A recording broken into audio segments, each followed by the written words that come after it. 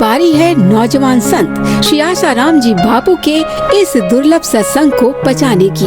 यहाँ बापू जी ने बड़े ही सटीक अंदाज में समझाया कि अंतर्मुखी हो जाने पर हमारी क्षमता बढ़ने लगती है और इच्छाएं खुद ब खुद कम होने लगती हैं और हम ईश्वर प्राप्ति के लक्ष्य के और भी करीब हो जाते हैं। गंगा किनारे, प्राचीन काल की एक कथा है। गंगा किनारे कुंदनपुर नगर था। उस नगर का राजा बड़ा धार्मिक था, सज्जन था। उस राज्य से 3 आश्रमों की सेवा होती थी। वे 3 आश्रम गंगा किनारे थे। पहले त्यागियों का आश्रम आता था। त्यागियों के आश्रम में नीरव शांति छाई जा रही थी। वेद की ऋचाएं होम हवन करते थे। फिर ऋषियों का आश्रम, उसमें उपासना की पद्धतियों पर चर्चा होती थी।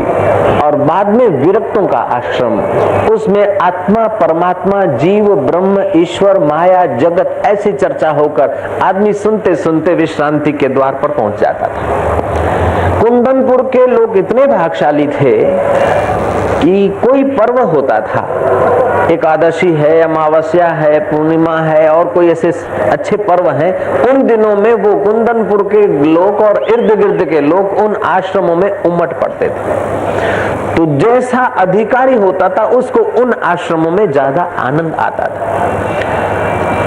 हम लोगों के अधिकार के अनुसार हमको साधन में रुचि होती है। साधारण जीव अन्नमय कोश में रहता है, उसको कर्मकांड में रुचि होगी। दूसरे जीव प्राणमय कोश में रहते हैं, उनको प्राणायाम, आसन आदि में रुचि होगी, यात्रा आदि में। तीसरे कुछ ऐसे भक्त होते हैं जो मनोमय कोश में रहते हैं, उनको गीत, भजन, मूर्ति पूजा, देव की अर्चना, उसमें उनको रुचि होगी। चौथे होते हैं अन्नमय, प्राणमय, मनोमय। चौथे होते विज्ञानमय कोश में, उनको सत्संग की बातें, ज्ञान ध्यान की बातों में रुचि होगी। और 5वें होते हैं आनंदमय कोश में स्थिति होती है।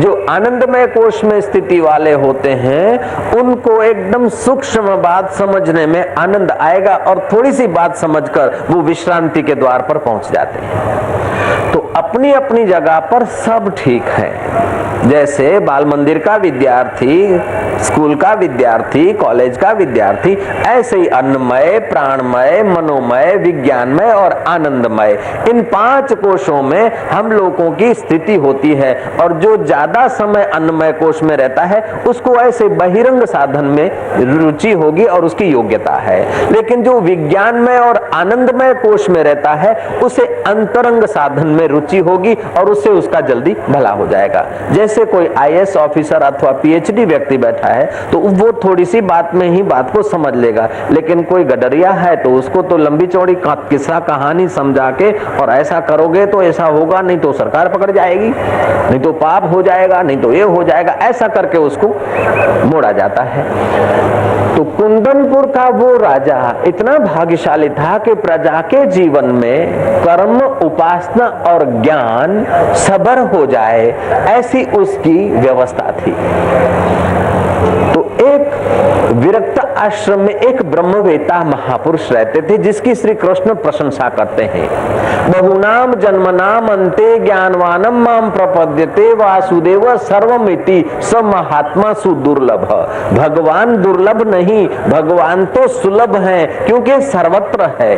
उनका अनुभव करने वाला महात्मा, उनका अनुभव कराने वाला महात्मा दुर्लभ है, भगवान कहते हैं। भगवान ने अपनी दुर्लभता नहीं बताई। तस्याहम सुलभम पार्थ, मैं तो सुलभ हूं मेरे प्यारे भक्तों के और ज्ञानियों के लिए, और जो मुझे पुकारता उनके लिए मैं तो सुलभ हूं, लेकिन मेरा साक्षात्कार कराने वाले महापुरुष दुर्लभ हैं। बहुनाम जन्मनाम अंते, बहुत जन्मों के बाद यात्रा करते करते, छोटे पौधे पेड़ों में से यात्रा करते करते, जीव जंतुओं के खोड़ियों से बदलते बदलते पशु पक्षियों की यात्रा करते करते मनुष्य देह में आया, और मनुष्य देह में भी न जाने कितनी बार चुक गया, कितनी बार चला और कितनी बार फिसला, कितनी बार चला और फिर कोई लग गया, सत्संग का रंग और पार हो गया, ऐसा कोई विरला होता है। इस ज्ञान की दुर्लभता और महत्ता बताने के लिए भगवान ने कहा, मनुष्याणाम सहस्त्रेषु, हजारों मनुष्यों में कोई ईश्वर के रास्ते चलता है, नहीं तो मंदिर में भी जाता है तो भीख संसार की मांगता है। तो श्री कृष्ण कहते हैं, योगी नाम अपनी सर्वेशाम मद गतेन अंतरात्मना, और जितना आदमी अंतर्मुख होता है उतनी उसकी क्षमताएं बढ़ती है, योग्यताएं बढ़ती है, और जितना वो बहिर्मुख होता है उतनी उसकी क्षमताएं नाश होती है और पराधीन होता है। और जितना बहिर्मुख होगा, इच्छाएं बढ़ाएगा, उतना बहिर्मुख होगा, और जितनी इच्छाएं छोड़ेगा उतना अंतर्मुख होगा। इच्छाएं छोड़ने के लिए ईश्वर प्राप्ति की इच्छा डाल दी जाती है, अंत में आगे चलकर ईश्वर प्राप्ति की भी इच्छा नहीं रहती, क्योंकि ईश्वर सदा प्राप्त है, उसकी केवल विस्मृति है, वो विस्मृति दूर हो जाती है और फिर आदमी को अनुभव होता है, वो थे न मुझसे दूर न मैं उनसे दूर था, आता न था नजर तो नजर का कसूर था, जी में आता है किसी को न देखूं, सूरज जो दिखा दी तो ले जाओ नजर भी। तो कुंदनपुर में विरक्त आश्रम में ऐसा कोई ब्रह्मानंद में, आत्मानंद में तृप्त ब्रह्मवेता, जिससे ईश्वर दूर नहीं और जो ईश्वर से दूर नहीं, ऐसे आत्मज्ञानी संत रहते थे। एक सिख धर्म के आदि गुरु ने कहा, ऐसे ब्रह्मज्ञानी का दर्शन वड भागी पावई, ब्रह्मज्ञानी का दर्शन वड भागी पावई, ब्रह्मज्ञानी को बल बल जावई, जे को जन्म मरण ते डरे साध जिना की शरणी पड़े, जे को अपना दुख मिटावे साध जिना की सेवा पावे। ब्रह्मज्ञानी मुगत जुगत का दाता, ब्रह्मज्ञानी पूर्ण पुरुष विधाता, ब्रह्मज्ञानी का कथ्यान जाई आदा, अखर नानक ब्रह्मज्ञानी सबका ठाकुर। ऐसे ब्रह्मवेता एक रहते थे। उस ब्रह्मवेता की लोगों पर मीठी निगाह तो रहती थी, और ब्रह्मवेता का दर्शन करके लोग पाप ताप से मुक्त हो जाते थे। गंगा पापम शशि तापम दैन्यम कल्प तरुस तथा पापम तापम दैन्यम च गुणंती संतो महाशया, जिनका महान आशय है, ऐसे ब्रह्मवेता के दर्शन मात्र से पाप ताप और हृदय की दरिद्रता दूर हो जाती है। जिसने आत्म साक्षात्कार किया है, ऐसे ज्ञानवान के दर्शन से पाप ताप और हृदय की दरिद्रता दूर हो जाती है। चाहे फिर वो झोपड़े में रहने वाला क्यों न हो और सड़क का भिखारी क्यों न हो, लेकिन ब्रह्मवेता की निगाह उस पर मीठी पड़ गई तो उस समय वो अपनी शहंशायत का एहसास करने की क्षमता रख लेगा। तो ऐसा एक ब्रह्मवेता कुंदनपुर से थोड़ा दूर गंगा किनारे इन 3 प्यारे आश्रमों में, विरक्त आश्रम में वो महापुरुष रहते थे। उस महापुरुष की एक जिज्ञासु पर बार बार नजर रहती थी कि कई लोग सत्संग सुनते, लेकिन वो सत्संग सुनते सुनते कुछ उसके द्वारा खबरें आती थी। एक बार सत्संग जब पूरा हुआ तो उस महापुरुष के आगे कोई आदमी पानी का प्याला पिलाता है, तभी भी अभिवादन करना पड़ता है, नहीं तो कृतज्ञता का पाप लगता है। कोई बीड़ी दे देता है, सत्यानाश करने वाला सिगरेट अथवा तो दियासलाई जलाने के लिए माचिस दे देता है, तो उसको भी हम धन्यवाद कहते हैं, थैंक्स कहते हैं। तो जिन्होंने परमात्मा के गीत भर दिए, ऐसे महापुरुष को तो प्रणाम कर लेते थे वो लोग, तो प्रणाम कर लेते थे, अभिवादन दे देते थे, बदला और क्या चुकाएं। तो महाराज वो जब वंदन करके रवाना होता था तो महापुरुष सोचते थे कि इससे बात करें। कई सप्ताह बीत गए, एक दिन उसको बुला दिया, भाई रोक। लोग रवाना हुए, उससे पूछा कि तू भाई कहाँ रहता है और क्या करता है? बोले स्वामी जी, आपके उपदेश से तो पता चल गया कि मैं सब जगह रहता हूँ और सब कुछ करता हूँ। जय श्री कृष्ण। और फिर भी कुछ नहीं करता हूँ, हकीकत में तो ये बात है, लेकिन व्यवहार से आप पूछते हैं तो मैं फलाने जमींदार की जमीन में आधा भाग लेकर खेड़ता हूँ। मैं एनो साथ आपने कहे ने साथी छे, खेडूत छे, तो मैं खेड़ करता हूँ फलाने जमींदार की जमीन में। बोले तेरे चित्त में बड़ी शांति और समझ कुछ प्राप्त हो गई ऐसा लगता है। बोले स्वामी जी, मैं जब छोटा था तो हमारे गांव में कोई संत आए थे और उन्होंने चतुर्मास किया था, तो हम बच्चे थे और बावा पकड़ जाएगा ऐसा कुप्रचार भी नहीं था, तो लोग साधुओं से डरते नहीं थे। और हकीकत में लोगों को ये बड़ी हानि होगी, हिंदू धर्म की बड़ी हानि हो रही है अगर साधुओं से लोग दूर चले गए तो महाराज हमारे गांव में वो संत आए थे। हम शाम को बाबा जी के पास जाते थे और बाबा जी प्रसाद भी देते थे और गीता का पाठ कराते थे। स्वामी जी हमको गीता थोड़ी कंठस्थ हो गई और समय पाकर गीता तो भूल गए, लेकिन गीता का एक श्लोक हमें बहुत प्यारा लगा। सुखम वा यदि वा दुखम स योगी परमो मता। सुख आ जाए चाहे दुख आ जाए, लेकिन जो बुद्धिमान है वो सम रहता है। तो महाराज घर में तो कुछ होता है, कभी जमींदार कुछ कह देता है, कभी बारिश का कुछ हो जाता है, कभी आंधी का कुछ हो जाता है, लेकिन वो बात मुझे बार बार याद रहती है। तो मैं सम रहने की कोशिश करता हूँ। सम रहने की कोशिश के कारण आप संतों की कृपा से मेरी विज्ञानमय कोश और आनंदमय कोश में स्थिति हो गई है। आनंदमय कोश में स्थिति हो गई, इसलिए तत्व ज्ञान की बात मुझे सुनने में अच्छी लगती है। और जरा आपकी कृपा से स्वामी जी अब क्या वर्णन करूं, लेकिन स्वामी जी कहता है कि भाई तू किसान के बाद नौकरी करता और हम विरक्त होके बाबा जी होके बैठे हैं, लेकिन हम जहां की खबरें हम पा रहे हैं वो खबर तेरे दिल से भी आ रही है। जहां की खबरें, जहां की विश्रांति, जहां का खजाना हम छू रहे हैं, वो खजाना पर तू भी पहुंचा है ऐसा लग रहा है। बोले महाराज ये सब बचपन के जो संस्कार है ना वो काम करते हैं। ये मैंने आप जैसे संतों से सुना है और फिर वेदांत का श्रवण और एकांतवास खेतर में कुछ काम करने के पहले थोड़ा अपने स्वरूप का चिंतन कर लेता हूँ। काम निपटाने के बाद स्वरूप का चिंतन कर लेता हूँ। काम करते समय भी कहता हूँ कि काम तो ये हमारे करण कर रहे हैं, इंद्रियां कर रही है, मन कर रहा है, बुद्धि से निर्णय हो रहा है, लेकिन मैं इनसे सबसे परे हूँ, मैं असंग हूँ। हरिओम शांति सोहम शिवोहम करके मैं श्रद्धा से भगवत तत्व में डुबकी मारता हूँ, जिसकी भगवान प्रशंसा करते हैं। योगी नाम अपि सर्वेशाम मद गतेन अंतरात्मना। तो कार्य के समय में अंतरतम आत्मा में गोता मारा करता हूँ कभी कभी, और सुबह उठकर अंतर्यामी परमात्मा के ध्यान में मग्न होता हूँ। अब ध्यान भी चार प्रकार के होते हैं। जय श्री कृष्ण। पादस्थ, पिंडस्थ, रूपस्थ और रूपातीत। ध्यान से शक्ति का संचय होता है।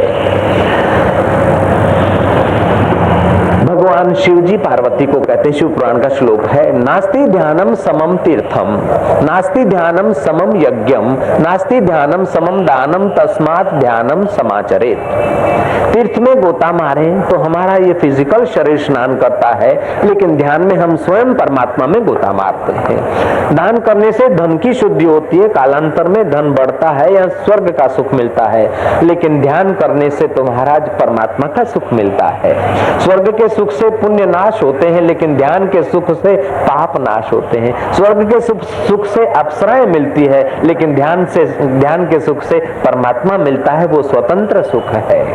अप्सराओं का सुख बाहर ले जाएगा, पराधीन कर देगा, लेकिन आत्मा का सुख भीतर ले जाएगा और स्वाधीन कर देगा। यही बात सुखदेव जी महाराज के जीवन में हम लोगों ने सुनी। सुखदेव जी महाराज ध्यानस्थ होकर जब परीक्षित को ब्रह्म विद्या का, श्रीमद् भागवत का अमृतपान कराने का श्री गणेश कर रहे हैं, तो आकाश में उनको एहसास हुआ कि देवता लोग प्रार्थना कर रहे हैं कि परीक्षित को तो कथा का अमृत के बजाय स्वर्ग का अमृत हम पिला देते हैं, और आपकी अमी दृष्टि का, ब्रह्म विद्या का, संप्रेक्षण शक्ति की कृपा का अमृत हमें पिलाओ। तो सुखदेव जी ने कहा, स्वर्ग का अमृत पीने से तो पुण्य नाश होते हैं, और सत्संग का अमृत पीने से पाप नाश होते हैं। स्वर्ग का अमृत पीने से अप्सराएं मिलती है, और कथा का अमृत पीने से अपने आप की खबर मिलती है। तुम कांच का टुकड़ा देकर कोहिनूर लेना चाहते हो, ऐसा सौदेबाजी हम नहीं करते हैं। हम सत्संग को बिक्री करने को नहीं आए, लेकिन सत्संग का तो हम प्रसाद बांटने को आए। वे देवताओं को अलविदा कर दिया और परीक्षित पर सुखदेव जी महाराज बरसे हैं। कबीर जी कहते, सत्संग की आधी घड़ी सुमरण वर्ष 50, वर्षा वर्षे एक घड़ी अर्ट फिरे 12 मास। सतशिष्य हो और ब्रह्मवेता सतगुरु मिल जाए और सत्संग छिड़ जाए तो एक आधी घड़ी में भी इतना सारा पुण्य होता है कि जिस पुण्य का बयान करना हमारे और तुम्हारे बस की बात नहीं है। इसी बात को तुलसीदास जी ने कहा, एक घड़ी आधी घड़ी आधी में पुण्याध, तुलसी संगत साधकी हरे कोटि अपराध, सियावर रामचंद्र की जय। अब सोचो कि साधु कहाँ बैठा है। एक घड़ी आधी घड़ी, घड़ी में 4 घड़ियों થાય છે 1.5 કલાકનું, 1.5 घंटे का 4 घड़ी होती है। तो तो एक घड़ी हुई 22.5 मिनट की, आधी घड़ी हुई 11:15 मिनट की, और चौथाई घड़ी हुई 5:30 कुछ मिनटों की हुई। तो इतनी देर अगर साधु समागम हो जाए तो करोड़ों पाप नाश हो जाते, और हम घंटों भर साधुओं के बीच रहते हैं, फिर हम दुखी क्यों? ये प्रश्न है। तो इसका उत्तर यह है कि आप खोज करो कि साधु कहां बैठा है। आप साधु के शरीर के नजीक बैठे हैं, लेकिन साधु कहां बैठा है? साधु मठ में बैठा है, स्टेज पे बैठे हैं, मंदिर में बैठे हैं, अथवा मन में बैठे हैं, कर्णों में बैठे हैं, इंद्रियों में बैठे हैं? नहीं, वो साधक हैं जो स्व में बैठे हैं, उनको साधु कहा जाता है। और ऐसे साधु जहां बैठे वहां चौथाई घड़ी तुम 5 मिनट भी बैठ जाओ तो तुम्हारा बेड़ा पार हो जाएगा, और तुम्हारी मीठी निगाहें जिन पर पड़ेगी उनके भी कलमश कट जाएंगे, उनके पाप ताप और दूर हो जाएंगे। तो साधु कहां बैठे हैं? साध्यन्ते परम कार्यम इति साधु, जिसने परम कार्य साध लिया है, मनुष्य जन्म का अधिकार जिसने पा लिया है, मनुष्य जन्म जिस काम करने के लिए मिला था वो काम जिसने कर लिया है, जो अपने आत्मा में बैठा है, उसको साधु कहा है। बाकी हम साधुताई के अभ्यासी, हम साधक हैं। साधु तो वह है जिसने परम कार्य साध लिया है। साध्यन्ते परम कार्यम इति साधु।